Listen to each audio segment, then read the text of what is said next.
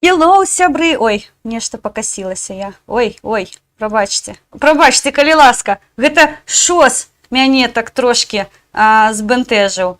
Зараз включаю чат. Тэнц. Спецыяльна не включала чат, сябры, прабачце, дзеля таго, каб у вас не падгальмоўвала прыгожая, натхнёная песня пра Беларусь. Так, у мяне тут зараз, прабачце, будзе трошки тэхнічная невялічкая затрымачка.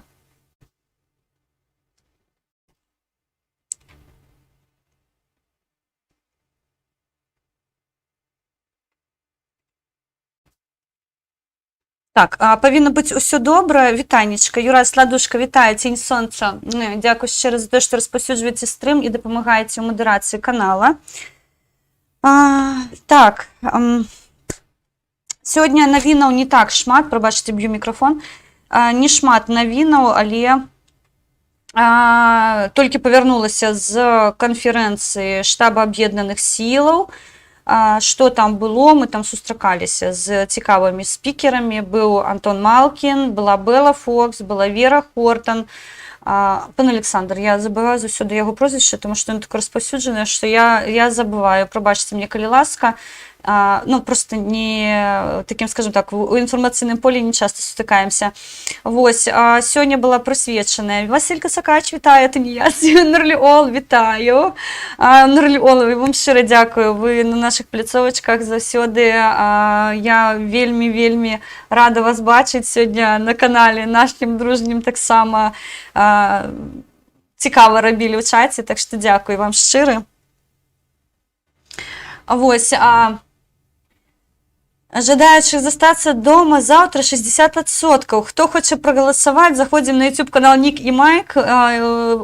Так, я ремонтны цягнік сышоў з рэльсаў, можа гэта транспартнікі пачалі страйк. Я вельмі спадзяюся, так. Зараз, і прабачце мне, калі ласка.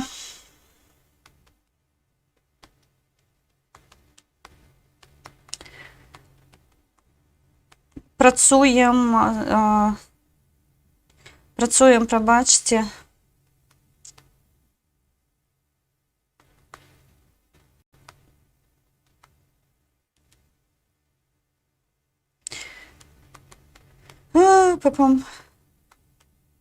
Калі ўсё будзе добра, будзе цікава. Ну, не калі, ўжо ўсё добра, будзе лепей, відавочна, будзе, канешне, цікава. Сёння вырабілася па навінах, нічога такога асабістага, мабыць, і не было. Акрамя таго, што знайшлі мёртвым аднаго з мігрантаў, акрамя таго, што сышоў з рэльсаў цягнік, дзейсна рамонтны. Добра, што ніхто не пастраждаў, ніхто не загінуў, але уже ёсць відэа і фотафайлы таго, як гэта адбывалася. Вось, што яшчэ такога? Ну, заклікі, шмат заклікаў сёння да страйку. Адзінае, што я не стала перагружаць сёння стрым. Усё ж такі нядзеля, усе ж такі з супотняй хворай галавой, я так разумею, усе гатуюцца заўтра у нармальных цывільных краінах працаваць, а Беларусь што? Правільна, ідзе ў забастоўку. Гэта ніфіга не смешна насамрэч, таму што сёння мы роўна гэта абмяркоўвалі у штабе аб'яднаных сілаў. Я была спецыяльным запрошаным госцем. Да, мяне нарэшце пачалі ў госці запрашаць. І не толькі каб паразмаўляць. Вось, таму што размаўляць са мной у гэтым пытанні, на жаль, не вельмі цікава.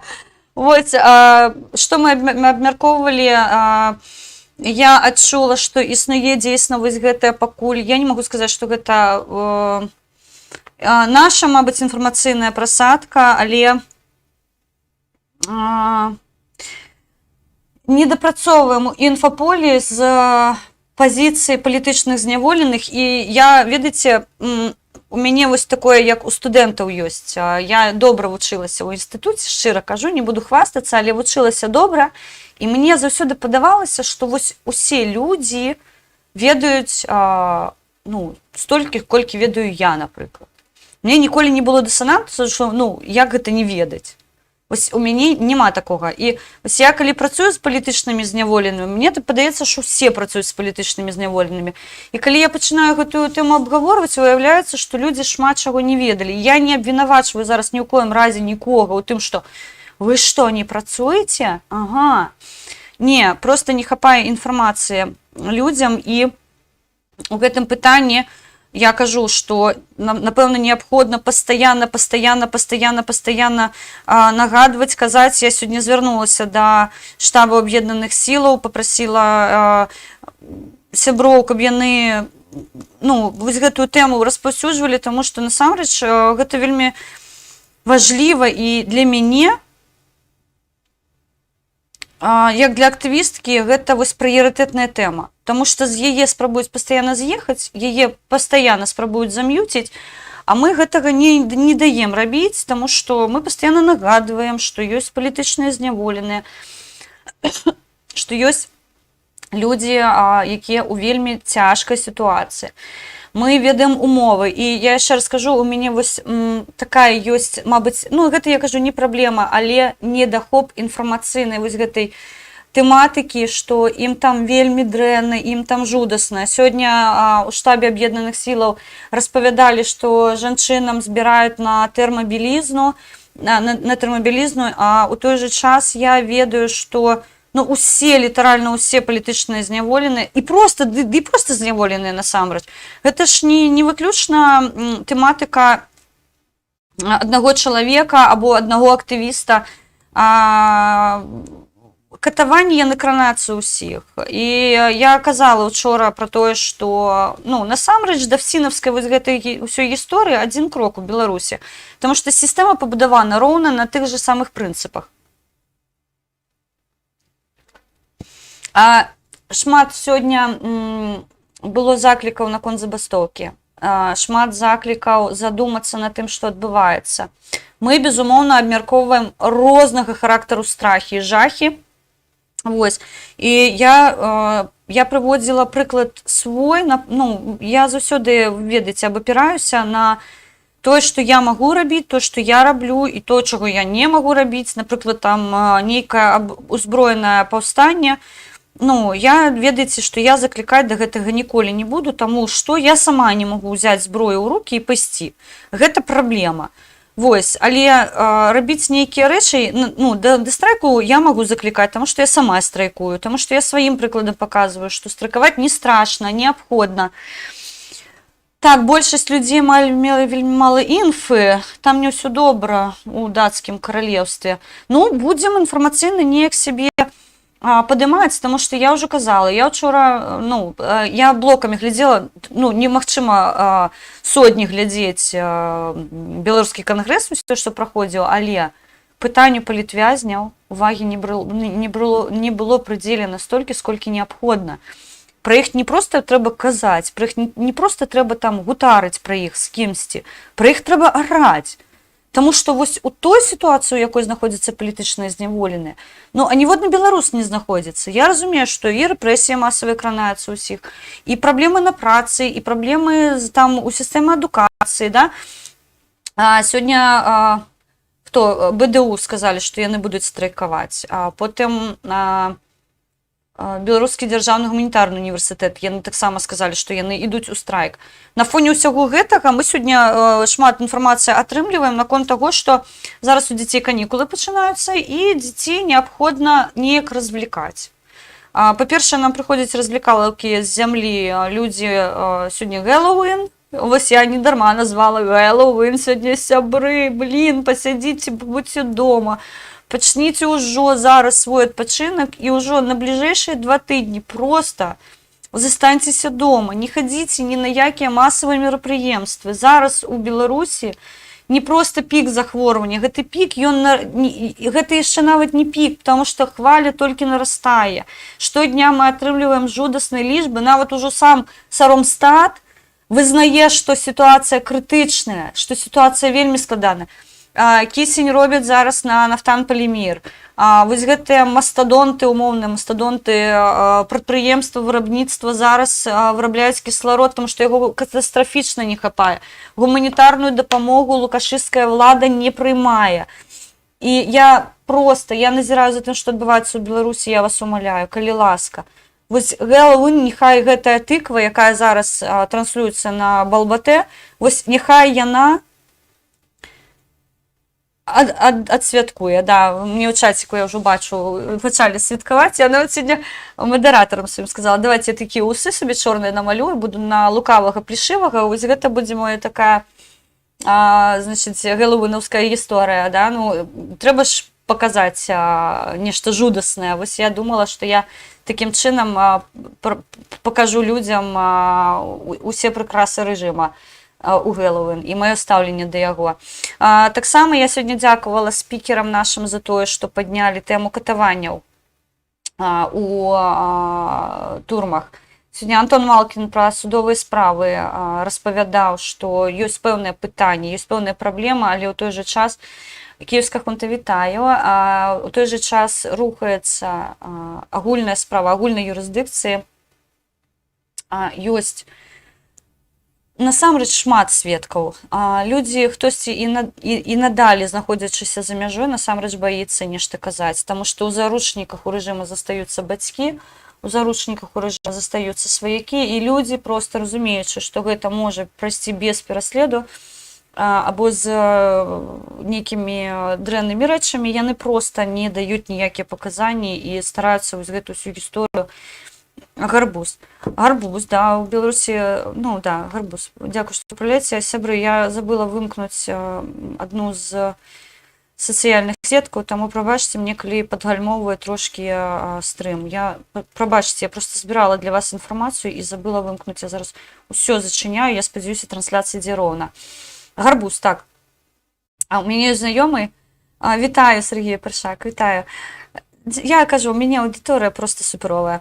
У меня есть знайомый за мяжой, такі добры годны знаёмы, і ён мне як сказал, Менска нельга рабіць прапазіцыю, таму што яна выкаціць табе гарбуза адразу. І ось ён заўсёды, калі мы сустракаемся дзесьці ў галасовых чатах, або так дзесьці ў чатах бачымся, ён заўсёды кажа, о, моя дзяўчынка прыйшла, зараз будзе выкатваць гарбуза. Таму у мяне гэта асабістая гісторыя такая прыватная. Вось, я сёння залью канферэнцыю на свой канал. Сябры, прабачце, што я не праводзіла трансляцыю. Вы ведаеце, што ў мяне з Zoom і з OBS абсалютны канфлікт. Яны не сябруюць паміж сабой на гэтым абладнанні, якое ў мяне ёсць. І я проста не стала здзекавацца над вамі. Я проста так, ну, з здаровым глуздам падышла. Я разумею, што гэта будзе ўжо з спазненнем, гэта ўжо будзе не своечасова, мабыць, не, інфармацыя там актуальная, яна своечасова будзе заўсёды, але хтосьці ўжо паспеў паглядзець, я ўжо бачыла нават каментары пад відэа маіх сяброў, якія транслявалі, рэтранслявалі, што мне асабіста цікава, я вам зараз пакажу. Я была здзівованая, сябры, шчыра кажу. Я ведала пра гэты рэсурс, але я не ведала, што ён будзе нас рэтрансляваць, што мы прыцягнем увагу да ўкраінскага рэсурсу.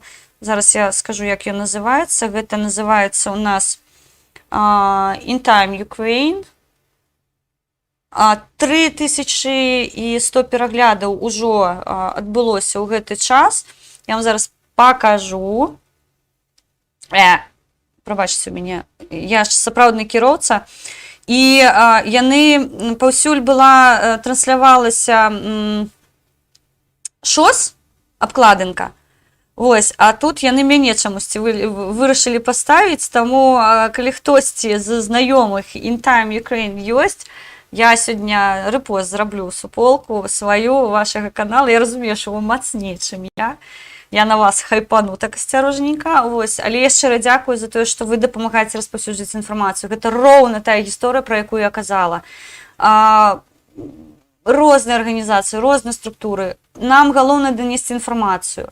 Я дазваляю браць матэрыял з майго каналу. Я ні аднаго страйку не кінула за тое, што з майго каналу взялі нейкую інфармацыю. Бярыце, калі ласка, калі вы лічыце, што яна дапамагае, калі вы лічыце, што яна спрыяе вызваленню Беларусі, любое відэа, нават не камплементарнае, нават дзе я там, мабыць, сваруся, все, што неабходна, калі ласка, бярыце. Вось, ну і мне спецыяльны госць Хелен Мінская, паседжанне ШОС, а надзвычайнай палітычнай сітуацыі ў Беларусі і чысле палітычных зняволеных у Беларусі. Сённяшняя лічба у нас, я брала дадзеныя дысідэнту, я казала ўжо, што я зараз карыстаюся актуальнымі дадзенымі без ціску на тое, што у нас ёсць нейкія групы асабістых палітычных. Гэта не камень у агарод праваабарончых арганізацый. Ні ў коім разе, шчыра кажу, я ім вельмі ўдзячна за тое, што яны робяць, і я веду умовы, у якіх яны працуюць. Гэта не канфрантацыя, гэта не там мы круцей за вас, потому што у нас людзей больш. Не, насамрэч я, як і яны, вельмі зацікаўлена ў тым, каб гэтая лічба насамрэч яна стрэмілася да нуля. Вось, але, на жаль, маем тое, што маем. На сённяшні дзень 1352 зняволеных, з іх знаходзяцца за кратамі 1029 і 70 ужо вызваленыя або памілаваныя. Вось такая жудасная лічба, але і яна, на жаль, не фінальная. Сёння я агучыла лічбу блізка 5000 крымінальных справаў, і мяне трошкі выправілі, сказалі, што магчыма гэтая лічба на сённяшні дзень блізкая 7,5 тысячам. Што абсалютна у галаве не ўкладаецца. 7,5 тысяч для Беларусі гэта мрок, просто мрок. Гэта 1% жыхароў Беларусі, афіцыйна 9,5 мільёнаў нас там нібыта, але што такое 7,5 тысяч толькі крымінальных справаў? Гэта жах. Таму я дзякую кожнаму, хто мне сёння, не мне, а прабачце, у чатах там праскочвала інфармацыя, што рабіць, як дапамагчы. Мне ўжо зрабілі увагу за то, што я, як заўсёды, палаю, за тое, што я эмацыйную, як заўсёды, але я не магу спакойна пра іх размаўляць. Я не магу. У мяне, першае, я заўсёды хачу расплакацца, таму што там мае сябры, я ведаю, у якіх яны жудасных умовах. Разумееце, гэта настолькі ўсё баліць, і стрымацца вельмі складана, цяжка. І вось калі ты жывеш гэтым кожны дзень ты пытанні нейкія вырашаеш. Я нагадываю, што мы сёння будзем распілам з вами займацца. Сёння донэйт-сістэма будзе падзелена на 3 часткі. Частку мы накіруем на зямлю, частку мы накіруем пану Васілю для праекта украінскіх сем'яў, дзе загінулі бацькі, і частку ўжо ў скрыначку я так хапужнічаю трошкі, пакідаю сабе. Уже вырашыла, што наступнае з абладнання будзе куплена, таму уся ваша дапамога, яна мае такой мэтанакіраваны выгляд, то бок гэта не на праесці, гэта не на праспаць, гэта ўсё ідзе за карысцю. Таму я дзякую вам кожнаму, хто дапамагае, хто прымае ўдзел. І я кажу, у мяне канал не пра грошы, а пра эмоцыю, пра пачуццё, пра шчырасць, пра сумленне, пра дапамогу, пра распаўсюджванне інфармацыі. Гэта вельмі важліва. Вось, літаральна пасля стрыму ШОСу мы размаўлялі наконт аўдыторыі, тому што, ёсць меркаванне, што беларуская мова неяк засмучвае аўдыторыю, яна ўходзіць, сыходзіць, але насамрэч сёння мне казалі, што калі я пачынала даволі такі эмацыйна беларуская, можна сказаць, нават лаяцца, таму што я хуйло назвала хуйлом, хаця я абяцала сабе неяк стрымацца. Не, я сябры не стрымалася, і мне сказалі, што вось гэты пік пераглядаў, пік якраз такі сведчыць пра тое, што мова абсалютна не ўплывае, і вось гэта для мяне вельмі паказова, што все гэта хлусня і брахня і фікцыя, што беларуская мова неяк яна зменшвае аўдыторыю. Ніфіга падобнага. Калі чалавек хоча паслухаць, калі ён зацікаўлены ў інфармацыі, ён будзе гэта рабіць, не гледзячы на мову, тым больш, калі ён яе збольшага разумее. Вось, мне зараз за мяжы пішуць, і я спытала, ці валодаеце вы беларускай мовай, мне напісалі: цудоўна, што вы размаўляеце беларускай мовай. Таму што мы робім з вами яшчэ? Правільна распаўсюджваем беларускамоўны YouTube, таму што гэта важліва. Гэта мая нацыянальная адзнака.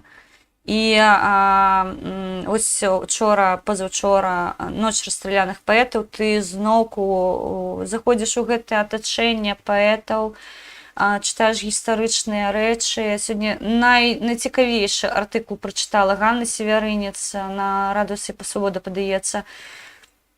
З такою щирістю він зроблений, з такою смутай, так боляче, але ну, гэта наша гісторыя, мы нікуды ад гэтага не падзенемся і навучыцца неабходна рабіць вынікі.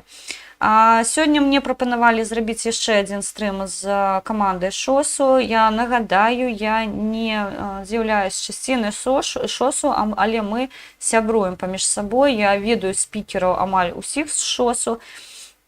Я падтрымліваю іх ідэі, як я падтрымліваю ідэю супраціва, як я зараз падтрымліваю ідэю Сергея Дылеўскага. І вось гэта роўна тая гісторыя. Калі нам кажуць, там неабходна аб'яднацца, апазіцыя, уже 100-500 раз перацірала гэтую тэму, заўсёды казала, ёсць мэта, ёсць ідэя, якую неабходна, і гэта неабходна адстойваць, гэта неабходна трансляваць. Разумееце, няма неабходнасці ставаць часткай актывістаў, якія займаюцца пытаннямі палітычных зняволеных. Не, мы, безумоўна, былі бы рады, таму што зараз стаіць пытанне перакладу беларускамоўна дысідэнту, і там, шчыра кажу, не хапае проста нам рук гэта ўсё рэалізаваць. Я бы вельмі хацела бачыць дысідэнт беларускамоўным, і па замоўчванню мне далі дабро на пераклад гэтага рэсурсу, але, на жаль, я яшчэ раз скажу, час і сродкі нашы вельмі абмежаваны. Я пра вось гэтыя сродкі, якія неабходны дзеля таго, каб займацца гэтым. Але зноўку, мабыць, пачуюць хтосьці з майго беларускага атачэння, сябры, калі ласка, дапамажыце нам, таму што да, шмат, гэта вялікі кусок працы, але яго неабходна рабіць. Шматок. Вось. Сергій, якщо ворона пише українською, значить це чоловік, а якщо язиком, значить жінка. Такі речі треба. Василька Сакач, я зараз не зрозуміла. Ай-яй-яй. Ай-яй-яй. Я, до речі, я зараз звернула увагу на Володимира Нікляєва, на його твори. Знайшла ў інтэрнэце шмат інфармацыі пра яго, з яго вершамі, вельмі цікавымі. Раю пачытаць «Красуню вясну». Вось зараз я знаёмлюся, шчыра кажу, да майго сораму. Я Володимира Нікляєва чытала вось, ну, у кантэксце, дзесьці хтосьці нейкі пост размясціў з яго вершамі, хтосьці дзесьці нейкі там паведамленне пакінуў, і ну, напісана, што гэта напісана Нікляевым. І вось я, сябры, раю вам звярнуцца да Володимира Нікляева, таму што асабіста тыя вершы, якія ён пісаў пасля плошчы 2010, гэта вось проста цісаком па сэрцу, шчыра кажу. Вось кожная, я не веду, кожны апостраф ён прапітаны ўсімі гэтымі падзеямі, кожная косачка, кожная кропачка. Вось зараз я чытаю яго вершы, я не звяртала увагу, калі яны былі напісаны, але я адчуваю, што гэта вось ён усю боль у вершах сваіх выклаў. Таму раю пачытаць. Што ў Беларусі мігранты, міграцыйны крызіс, але сёння ён набыў новую форму.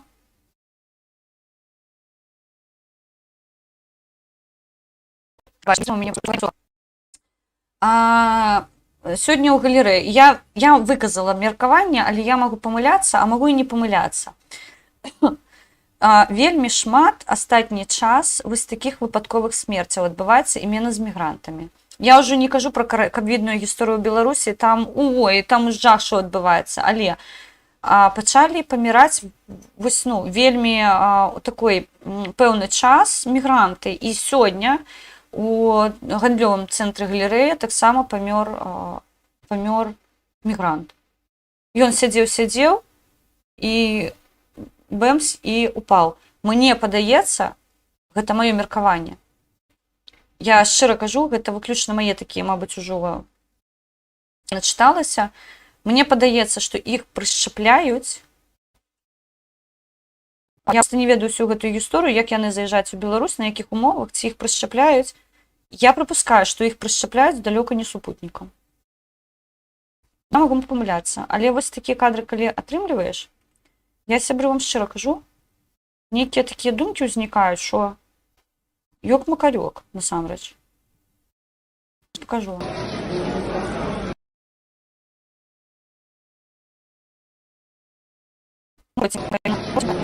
Ставлю на паузу, бачите?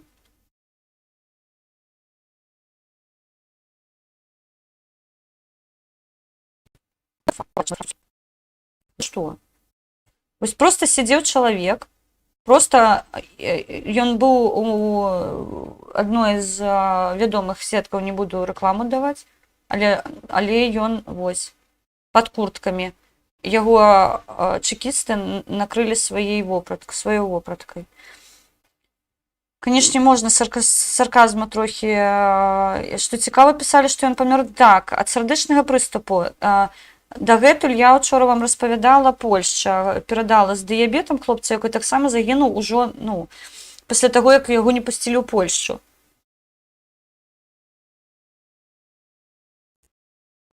Перавяраюць новую вакцыну. Вельмі зручна. Хеленка, ты шмат новага распавяла за нашых паэтах, шмат чаго змяніў у сваіх поглядах. Не, я не шмат распавела яшчэ, я хацела бы, шчыра кажу, я бы хацела вас пазнаёміць з творамі іх, таму што, я вынесла сабе на працоўны стол Владзіміра Някляева, я шчыра кажу, ён у мяне пад рукой, і вершы, якія гучаць, гэта гісторыя жывая. Напрыклад, верш, у якой я закахалася з першага чытання, гэта Владзімір Някляеў. Адзінае, што, сябры, у мяне так ён спампаваны, што я не бачу год, у якой я напісала, але шчыра кажу, напэўна, вось у гэтым выпадку абсалютна неважліва. Реклама супутніка. Я казала, што супутнік працуе толькі для з лішніх храмасомнымі. З надзвычайных людзей ён не разлічаны фізічна, ён же для скрэпных. Як гэта не зразумець? Вось ва ўкраіне якасныя Pfizer, Moderna, AstraZeneca, нават Коронавак. Яны не скрэпныя, вось яны для людзей, а супутнік, так, для асабістых.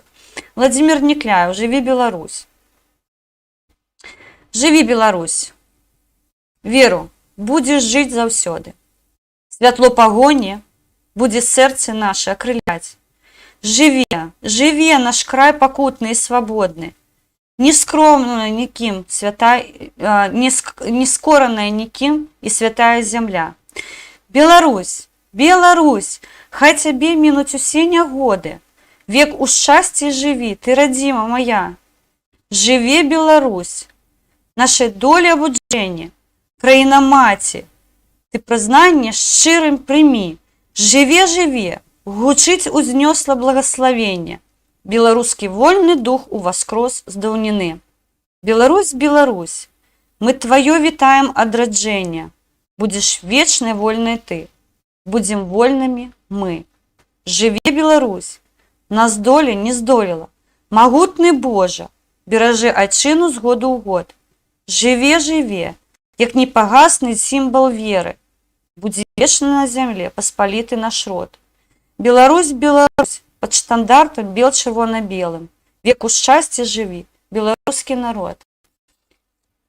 Мне раней падавалася, што Владзіміра Някляева складана чытаць. Вось я кажу, я як не у гэтым пытанні не разбіраюся, я ніколі не была прыхільніцай Пушкіна, ўсёй гэтай гісторыі, ведаеце, я заўсёды дзівавалася настаўніцы сваёй па расійскай мове. Яна была цудоўная. Яна была цудоўная настаўніца, і я ніколі не разумела, вось як можна вось так з такім натхненнем усё гэта чытаць. Мне было дзіўна. А ўжо калі я пазнаёмілася трошку з беларускай літаратурай, я не эксперт у ёй, далёка. Я шчыра кажу, у мяне такой велічэзны зазор пазнаёміцца з беларускай літаратурай. Я сёння, дарэчы, чытала пра Яна Чычота. Я нешта мне ўзбрындзіла ў галаву пайсці біяграфію яго пачытаць. І вось я вам шчыра скажу, я ў сваіх думках яго вельмі ідэалізавала, занадта. Ён быў номенклатурны, ён быў такой, я не могу сказаць, што абсалютна прагнуты пад сістэму, але сістэма яго ламала таксама. І вось тут, чаму біяграфіі вось такіх людзей неабходна вывучаць? Ёсць моманты, калі чалавек спрабуе прабіцца праз вось гэта прэс, ён усё роўна праз метафоры, праз параўнанні ён праносіць вось гэты ланцужок вольны. Яны ўмеюць, як мы лісты пішам заўсёды, да, тут ты не можаш шчыра напісаць, што там «Вітаю, Сярога, Хелен Мінская піша ўсё». Я ведаю, што гэты ліст, ён нават калі і трапіць выпадкова, яго цэнзура не прапусціць, таму што, ну, я, скажам так, я забароненая для Сергея Спарыша, але калі ты там які-небудзь Акакіевіч і пішаш «Казакі перадаюць вітанне»,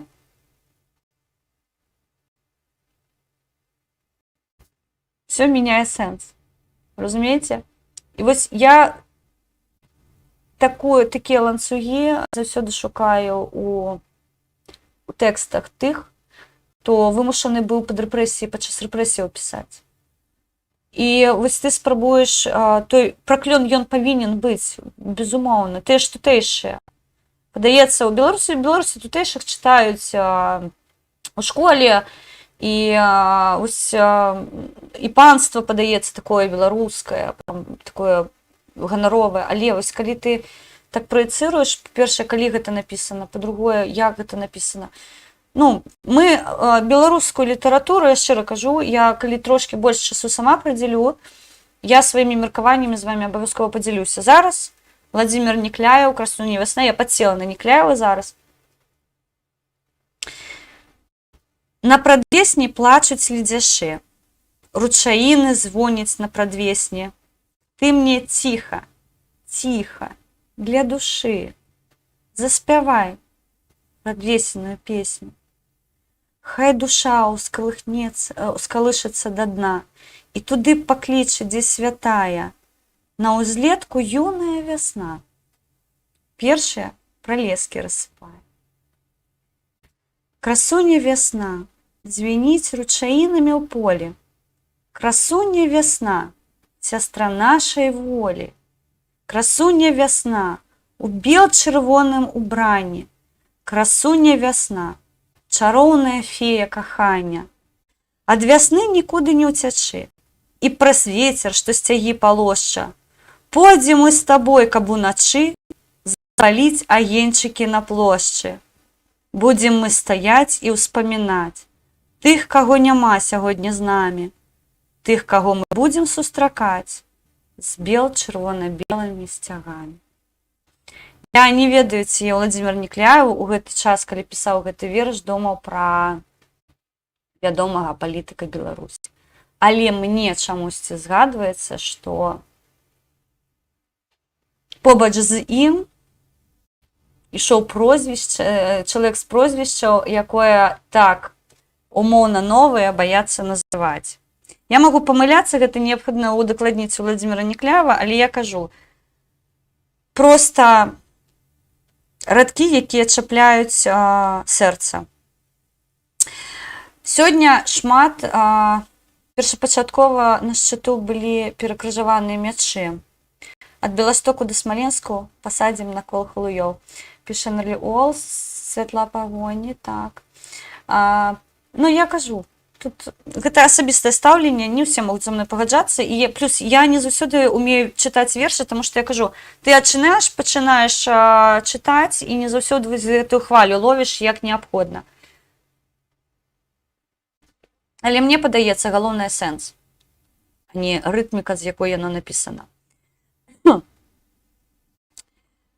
Нік і Майк сёння пісалі шмат, дарэчы, па забастоўкі. Сергей Чалы таксама выказаў сваё меркаванне наконт забастовак, вельмі так асцярожна, ён сказаў, але відавочна, што ён яе падтрымаў, рознае абсалютна стаўленне да яго, але зноўку кажу, нас аб'яднае мэта. І гэта вельмі важліва. Што з цікавага вам сёння распавяду? Бугагашку я вам на потым застану. Я ўжо распавядала, што дзетак зганяюць на розныя мерапрыемствы падчас канікулаў. У Беларусі паняцце самааховы яно ўвогуле адсутнічае. Прапагандоны робяць усё дзеля таго, каб знішчыць нацыю. Проста, гэта вайна разгорнутая, гэта ковідная вайна разгорнутая супраць беларусаў. Абсалютна відавочна, таму што На педсавеце так і сказалі: загад сверху, ковіду не баяцца. Дзяцей падчас 4-й хвалі будуць вадзіць на экскурсіі і ў музеі. Ад панядзелка ў школьнікаў стартуюць канікулы, якія фактычна прыйдуцца на пік 4-й хвалі каранавіруса. Між тым для дзяцей запланаваныя школьныя лагеры, чытай гулагі, а таксама экскурсіі і іншыя мерапрыемствы, нягледзячы на неспрыяльную эпідэміялагічную абстаноўку. Дзеці хоць і хварэюць, пераважна ў лёгкай форме, але яны пераносяць вірусы дадому і перадаюць родзічам, у тым ліку і пажылым, у якіх хвароба можа працяжкасць досыць цяжка. Сёння я чытала адзін з пастоў, падаецца на фэйсбуке, але я зараз не згадаю, хто пісаў, прабачце мне шчыра, мабыць, чалавек пачуе. Бабулю паклалі ў лікарню не з ковідам. Падчас знаходжання у лікарні яна захварэла ковідам, яе перавелі ў аддзел пульманалогіі і сказалі, што сітуацыя ў яе не крытычная, кісларод ёй не патрэбен. І ўжо калі выявілася, што пнеўманія носіць двухбаковы характар, ёй усё роўна адмовілі ў кіслародзе, і чалавек пакінуў гэты свет жывых. Пачвара, якой дубасіў кафешку. Зараз вы ўсе зразумелі, пра каго я. Гэта той, хто ходзіць у кепкі фрыца такога. Замовіў: мы анёлы, тыя, якія на зямлі і са зброяй у руках абараняюць нашу радзіму. І простых людзей. Ось я бы хацела пабачыць таго анёла з кулемётам. Напэўна, гэта яны лічаць таго упоратага вусатага пачвару, якой без ражка бегаў з кулемётам па сваім дварцы і крычаў, што там усе паразбегліся, калі яго пабачылі. Мы сёння абмяркоўвалі ў шосе, што усе гэтыя гісторыі, яны ж не застануцца. Разумееце, мы добра напісала Ганна Севераніс, падаецца, я зараз не буду ёй... Давайте так, мабыць, не яна напісала, я не памятаю, шмат інфармацыі, напісалі, што 2021 год адрозніваецца ад 1937 тым, што у нас ёсць спісы Акрэсціна і праваабарончы цэнтр «Вясна». Гэта вось роўна тая гісторыя. Мы жывем у іншым інфармацыйным полі. Уже паперка не надрукаваная зверху, яна не ўплывае на думкі людзей.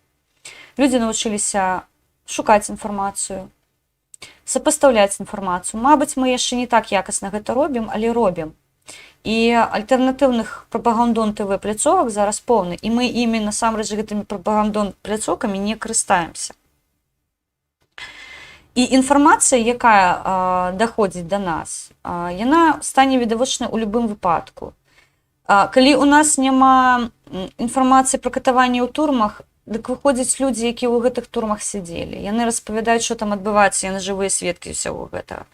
Зараз зам'юціць нічога немагчыма. Я шчыра кажу, мы зараз знаходзімся ў такім адчыненым інфармацыйным полі, што я, калі зараз працую з палітвязнямі, я ж разумею, што нават калі мы сядзім у прыватных, усё роўна можа весціся нейкі запіс не з мэтай дыскрэдытацыі цябе, а проста дзеля таго, каб зафіксаваць, мабыць, нейкую гістарычную падзею, там, сёння ў нас в госцях была Хелен Мінская, мы з ёй гутарылі па-за камерай. Гэта ж потым, дзейсна, насамрэч, там, 10 праз 5-7 гадоў, мабыць, камусьці будзе цікава, глядзіце, як гэта адбываецца па-за эфіра, што мы абмяркоўвалі ў той час, калі гэта было небяспечна, да, жыва. Я нармальна стаўлюся да гэтага, таму што я заўсёды падкрэслівала, я што на камеру, што па-за камерай, я ніколі нікому нічога за плечамі і за спіной не кажу. Усё ў вочы, што называецца, шмат мяне хто за гэта не любіць, але, маеце то, што маеце.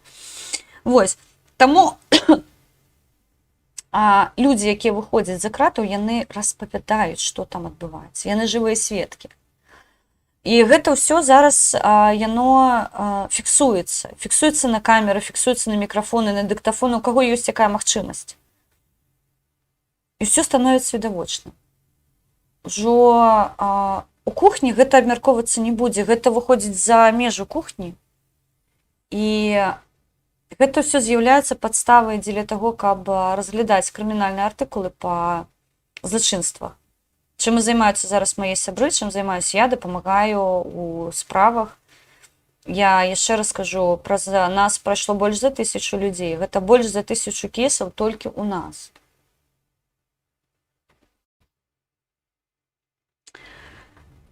Адна з такіх цікавых навінаў, я гэта называю палітыка пратэкцыянізма, але палітыку пратэкцыянізма гэта асабісты блок у эканомікі, калі краіна накіроўвае вырабніцтва поўнасцю на ўнутрашняе ўжыванне і не спрымае зоўнішні свет як эканамічную складавую. Я зараз не буду складанымі рэчамі казаць. Дмітрий Фуман сьогодні був у прямому ефірі Маланки. Ну, цудоўна, я рада, што Дімка на волі, шчыра кажу. Мы ведалі, што ва Ўкраіне, мы ведалі, што яго перацягнулі вельмі тэрмінова і, ну, я зараз не хацела бы кагосьці там абразіць сваёй прысутнасцю ў гэтай справе. Мяне там амаль не было, шчыра кажу, але ён яшчэ быў на зямлі, і я крычала просто там, ну, наших внутрішніх чатах, што, боже, Дзіма не хацеў пакідаць бацькоў, мы гэта ведалі, але я пісала, боже, скажыце яму хто-небудзь, што ён у той групе рызыку, што ён зноўку будзе з імі ліставацца замест таго, каб размаўляць па скайпу. Ну, скажыце яму хто-небудзь, у якой ён небяспекі. Я шчыра кажу, калі пайшла інфармацыя, што Дзіму Фурманова павінны выпусціць, вось пульсировала голова толькі ў адным пытанні, каб яго не скруцілі прямо там. Вось ён выйшаў, а яго зноўку скручваюць і вешаюць новую крымінальную справу. Да астатняй хвіліны я не была ўпэўнена, што змогуць яго выцягнуць. Гэта гераічныя людзі, якія яго цягнулі. Я не буду агучваць іх прозвішчы. Я ведаю, хто гэта зрабіў, і я гатовая пацвердзіць, што гэта іменно яны рабілі, калі яны самі сябе высветляць і агучаць, як гэта ўсё складалася, як гэта ўсё праходзіла. Я ведала, што Дзіма ў Кіеве, я ведала, што Дзіма ва Ўкраіне, я вельмі хацела з ім пагутарыць, але каб не паставіць пад пагрозу яго жыццё, каб не ставіць пад пагрозу яго прысутнасць ва Ўкраіне, я шчыра кажу, я не стала рызыкаваць, таму эксклюзіўнага матэрыялу для вас не атрымалася, але я абсалютна ўпэўнена, што ён распавядзе абавязкова ўсю інфармацыю журналістам, і такім чынам вы яго пачуеце. Добра, што Дзіма мае рацыю, ён быў вось там у эпіцэнтры падзеяў, ён цудоўна валодае інфармацыяй, галоўнае, каб ён, ведаеце, не разабраўшыся, не сышоў у бок ненадзейных людзей. Я вельмі спадзяюся, што у яго хопіць моцы разабрацца, часу хопіць зразумець, што адбываецца, таму што, ну, зараз у яго пытаць наконт палітычнай сітуацыі, ну, паслухайце, ну, чалавек 1,5 гады быў і ў ізаляцыі абсалютнай. Ён не валодае, у яго яшчэ няма ў галаве вось гэтых крытэрыяў вызначэння. Таму я дзякую, што напісалі, абавязкова пагляджу на Маланкі. І тых астатніх, канешне, на волі. Дык вось што прыдумалі беларускія геніі эканамічнай мадэлі, беларуская абсалютна унікальная, ну, эканамічная я беру ў коскі, безумоўна. Чыноўнікі прапануюць захады, каб скараціць долю імпартных прадуктаў да 14%. Гэта, напэўна, 14%, гэта тыя 14% аргенцінскай мукі, якая павінна патрапіць з рашкі. Ну, мне падаецца. Гэта адтуль. Вось. Марх баіцца росту цэн і напружанасці. Ну, дык кокс для вас не даражэе, я вас умаляю. Ён, ну, я ж кажу, 14% гэта менавіта тая мука, якая павінна патрапіць на рашку, тому што яны вельмі яе чакаюць. Там цэлая трагедыя з-за таго, што вантаж своечасова не прыйшоў, вы ж бачыце, што у іх там і так з галавой не ў парадку, а тут яны яшчэ і цвярозыя, ну, умоўна цвярозыя, непанюханыя, павінны распавядаць пра ўсё, дык, ну, відавочна абсалютна, што з імі адбываецца, што там ужо мозгу няма, там кісель нейкі ў галаве абсалютна. Міністэрства антыманапольнага рэгулявання і гандлю вынесла на грамадскае абмеркаванне, увага, падкрэслю. Беларусь, аказваецца, ёсць грамадскае абмеркаванне. Хто то? Качаніха? Машка, якую танцавалі, або новая каханая, тут сёння выйшла відэа у нехты, новая кахання лупатага або шпіц, хто гэта? Вось покажите мне грамадскае абмеркаванне. Гэта як новая народная проституцыя вынесена на грамадскае аб'яднанне, на грамадскае абмеркаванне. А у каго вы пытаеце як мы ставімся да новай народнай проституцыі? Вось я адчынена кажу, як я ставлюся да умоўна сказанага рэферэндуму. Яго для мяне не існуе. І яго не павінны існаваць ні для воднага беларуса, тому што ўлада нелегітымная. Як вось зноўку выбух мозыку. Вы кажаце, ўлада нелегітымная, яна там сядзіць незаконна і ўтрымлівае ўладу, і ў той жа час вы гуляеце з імі ў шахматы, ў шашкі, не ведаю, у калпачкі. Прапануючы альтэрнатыўны рэферэндум, альтэрнатыўную новую народную прастытуцыю дзеля таго, каб канкураваць з нелегітымнымі па старай народнай прастытуцыі, прабачце. Што там у галавах, я проста не разумею.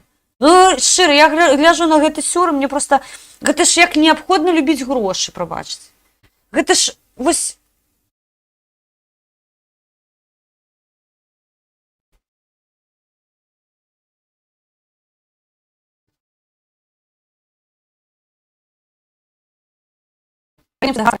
Грецкага рынку. Оказывается, такое таксама ёсць у Беларусі. Я не ведала, шчыра кажу. Адна з галоўных прапановаў указа гэта ўвядзенне мінімальнай долі продажу айчынных тавараў, мэта скарачэння колькасці імпартных прадуктаў на паліцах беларускіх крамаў. Таксама праект прадугледжвае скарачэнне бонусаў для рознічнага гандлю і ўвядзенне дадатковых штрафаў. Бінго. Эканоміка па-беларуску. А беларусы, напішыце мне, калі ласкі, вы ведаеце, што такое булгур? Вы ведаеце, што такое булгур. Украінцы зараз усміхнуцца, а я украінцам намікну, беларусы не ведаюць, што такое булгур. Ну, вы серьёзна. Так, у Беларусі хапае сюра. Там тэатр абсурда, цырк, я кажу. Там клоуны не уехалі. І цырк не уехал. Там все гэта актуальна, шчыра кажу. Та я просто гляжу, і вот дзе скончыцца гэтая фантазія. Ім не патрэбен какаім. Чарнашмотачнікі, тыя 14% гандлю, якой вы застаецеся для імпартных прадукцый, пакідаеце, яно вам не патрэбна. Вы ўжо адмарожаны ў доску. Яшчэ нюхануць, ну, я не ведаю, калі толькі пачнеце самапалам сябе страляць, все, ну, толькі ў гэтым выпадку. Вось калі гэта дула ў зброі будзе на сябе накіраваная, вось тады можаце і дзе-небудзь што-небудзь шмыхнуць, і я толькі скажу, малайчына, сам вырашыў пытанне складанае, як цябе падло судзіць.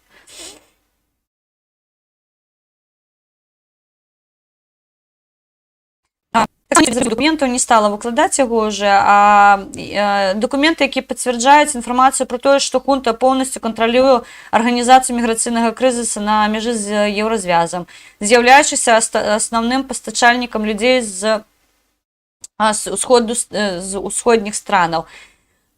Смешна выглядае тое, што абгрунтаваннем для перасячэння беларускай мяжы служыць той самы звычайны турыстычны інтарэс. Ну і, канешне, уражае кошт візаў, таму што яны вымушаныя плаціць велічэзныя кошты. Макей колькі заўгодна можа брахаць па Ебіс ТВ, але скрыць праўду ўсё роўна не выйдзе. Гэта роўна пра тое, што я кажу. Ўсё роўна дакументы зліваюць. Вашы дакументы нам зліваюць, не пытанне.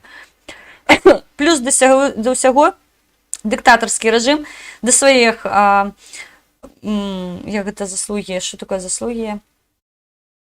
Я напомню, так і будзе. Ужо смела можа дадаць арганізаваны гандлю людзьмі, за якой таксама прыйдзеце адпавядаць у газе. Ну і хацела бы вам невялічкія паказаць кадры. Гэта як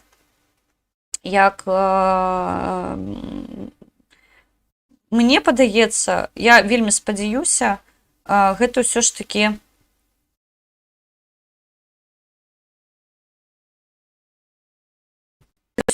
выпадак.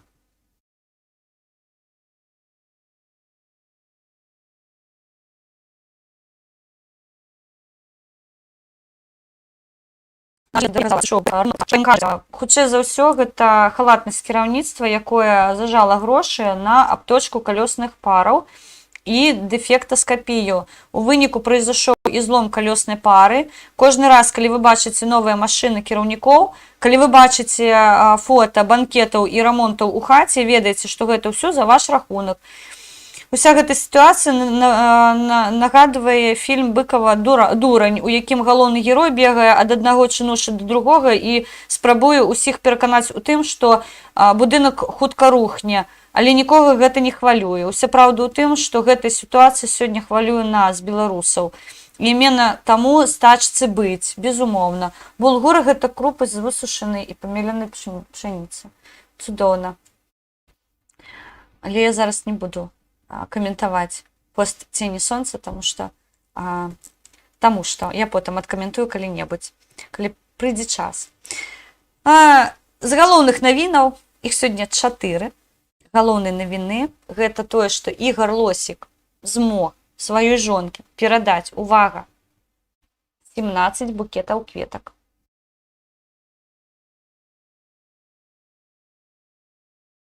Я з-за кратаў перадаў сваёй жонке 17 букетаў кветак. Мы ў чарговы раз згадалі нашага палітычнага вязня Ігара Лосіка.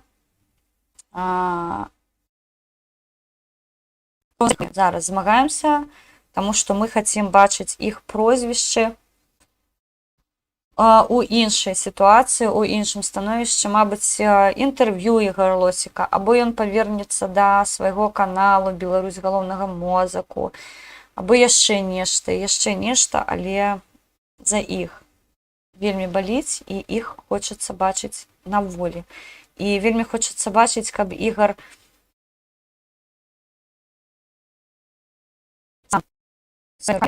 дружыну. Таму 17 букетаў для вось такой сітуацыі гэта нереальна круто.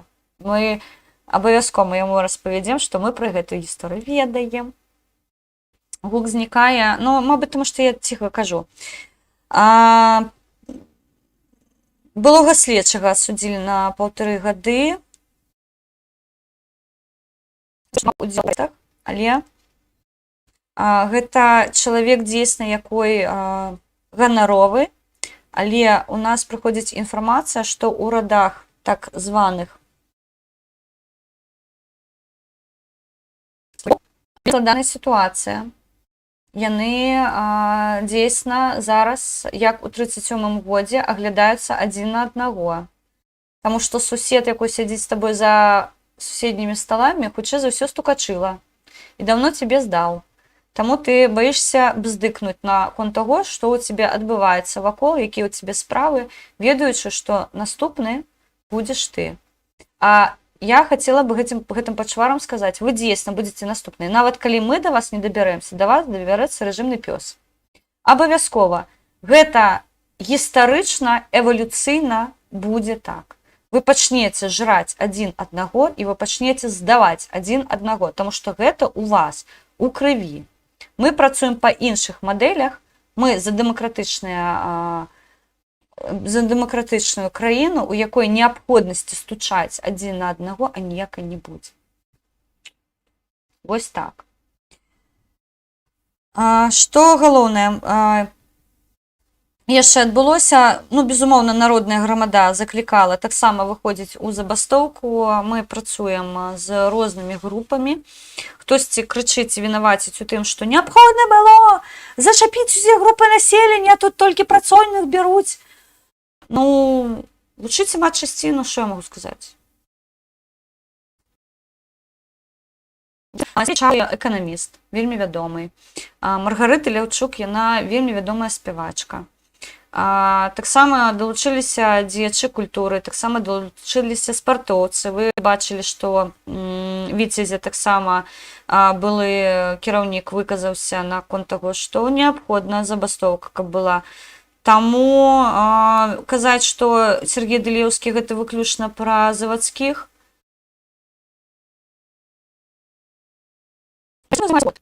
Таму правалілі першую забастоўку. Вас быў год для таго, каб падрыхтаваць наступную. Замест крытыкі, вось гэта роўна тая гісторыя, калі нам яны ж і крычаць, неабходна аб'яднацца, неабходна быць разам. Окей.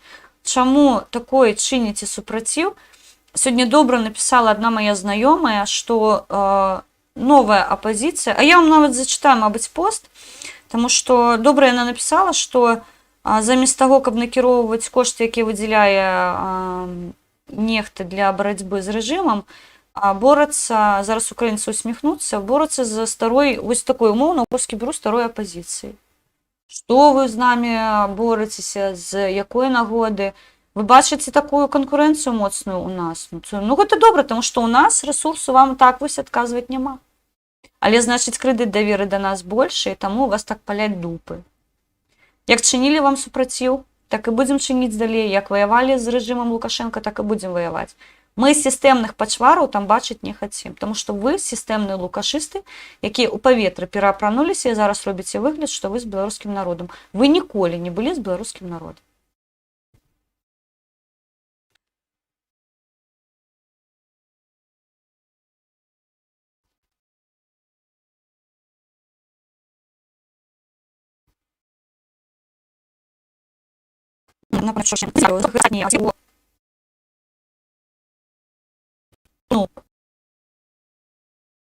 Гандбольнай каманды Віцязь, гандбольнага клубу Віцязь. Вось, калі такія вядомыя людзі, такі Шабуцкі заклікаў, Чалы заклікаў, Мішченка заклікала, Хелен Мінская заклікала, Дылеўскі заклікаў. Велічезная колькасць людзей, якая датрымліваецца таго меркавання, што выступаць неабходна без вось гэтай каманды ФАС. Кожны за нас адказвае за тое, што адбываецца ў нашым жыцці. Гугль, мой сябры, прабачце, я не ведаю, што з гукам. Мабыць, давайте я трошки мікрафон яшчэ паставлю. Мы уже скончым насамрэч стрым, таму што уже гадзіну мы з вами ў эфіры. Калі доўгі стрым, ён, шчыра кажу, ён стамляе. Мы сёння прабегліся па асноўных навінах. Я сёння выкладаю шос, у каго будзе жаданне, можаце мяне паглядзець, таму што мне там таксама сёння так даволі такі эмацыйна было, і мне прапанавалі яшчэ з імі нешта запіліць цікавае, я пагадзілася, там у сябры, я мяркую, што у нас будзе шмат цікавых размоваў з шмат цікавымі людзьмі, таму не страчайце веру ў сябе, а беларусы, я вас умаляю, на зямлі хто сядзіць.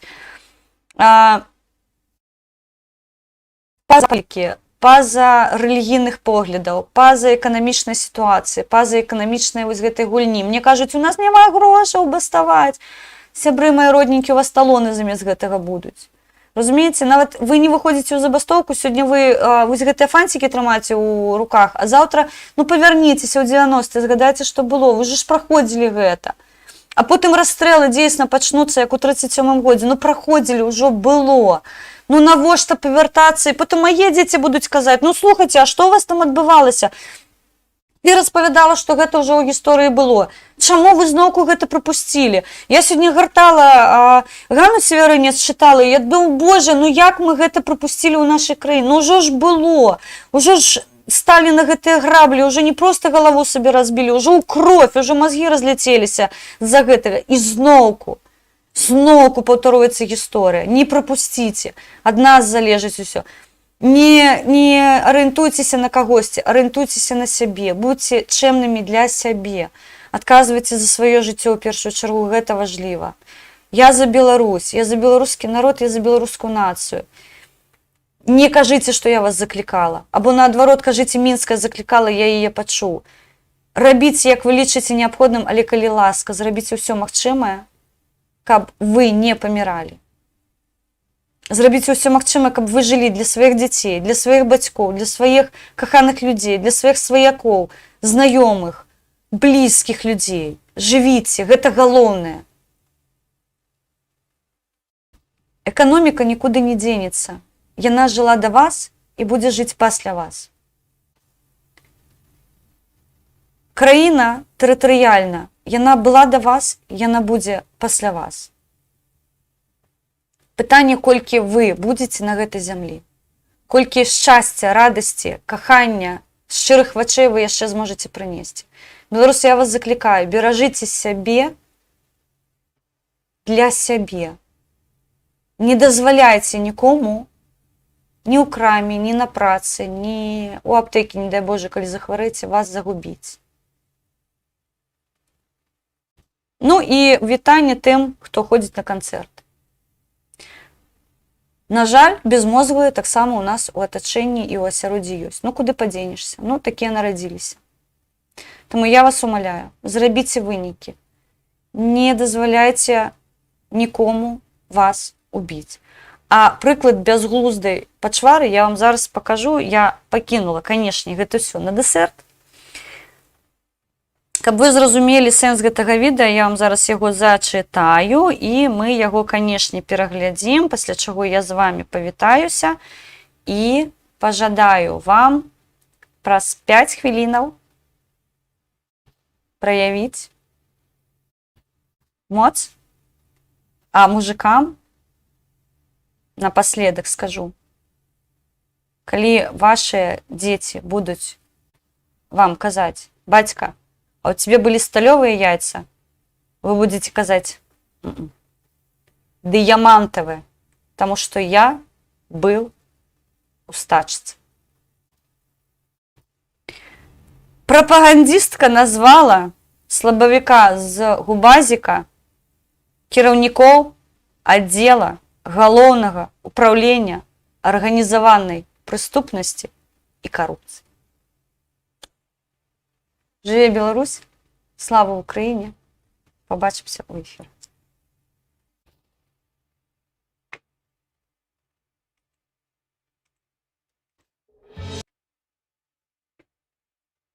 А где?